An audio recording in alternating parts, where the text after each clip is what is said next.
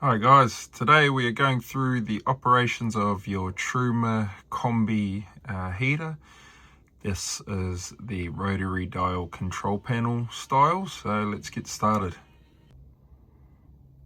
So what we have on your heater is a go back button. You've got your rotary dial which you'll use to control the heater. You can turn this to the right, you can turn this to the left, you can also click it to get on the menu. Once you're on the menu, the icon that is flashing is what you are going to select to scroll across them. You use your dial, click it across to the right once, twice, 3 times. This will scroll between the different functions. The only ones you will need to use are your power sources. So this is what's what's running your heater, either electrics or gas. You've got your water heater and you've got your house heater. So the first step with operating these heaters is getting to your menu, and I would like you guys to get across to your energy sources and tell the heater what you're wanting it to run off. So to do that, we click on there once it's flashing, and I would like you to either select gas, which is all the way to the left, you can't go any further left, or if we're plugged into power, you go all the way across to the right. EL2 is your electrics. This is full electrics.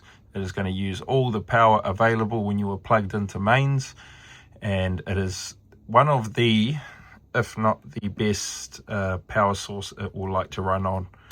So all the way to the left for gas, all the way to the right for EL2. What else you have is EL1. So this is half electrics. It's just going to take a lot longer, but still running off of that mains power. You have mix 2 and mix 1. These are your hybrid options. So we'll use a bit of both, but it is one of the more inconsistent power sources when it comes to running your heaters. The most suitable options are gas all the way to the left and EL2 all the way to the right. So we aren't plugged into power at the moment, so we would only have the option of gas. Once you have confirmed what power source you want to run on, you need to click it again. So now that we have selected which power source we want this heater to run off of, our next step, the second step, is either use one of the 2 heaters or use both at the same time.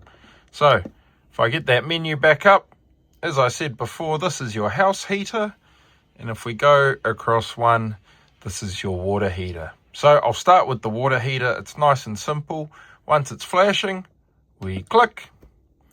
It is always going to be off unless you turn it on. So once it shows off, you'll need to scroll to the right to change its options.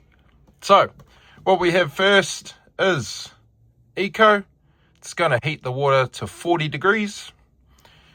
If we go across one more, Hot is going to heat it to 60 degrees. And if we have Boost, it is going to heat to 60 degrees as quick as it can. The only downside with Boost is it's going to heat it, and then once it reaches that temperature, it is going to shut itself off. So it just wants to get up there as fast as it can and then turn it off. The only downside of this is if you were to go for a shower and then someone else was to go for a shower, or if you were to do some dishes after as well, you would need to heat the water again. I suggest if you would like to heat the water, click, not Eco, go to Hot, click it again, and then that is locking in your water being heated to 60 degrees. You will see above that line up the top, we now have a gas bottle, and we also have that same icon as the water heater. This is showing that we are heating our water, and we are heating it using our gas cylinder. Why that icon has started flashing, that is showing that it is heating. Once it has stopped flashing and has remained solid, that means it has got to temperature. When you are either heating your water or heating the motorhome, can you please confirm before doing so that there is water running through your tap from the hot side? If there is no water coming through your tap on the hot, this means there is no water in the heater, and in turn it is going to overheat. Now, if we'd like to heat the house, we go across to our house heater. Now we want to select. This is also going to show off as soon as we click into it. To operate this, it is slightly different to how our water heater is operated. So if I scroll to the right, now we can see a change in temperature.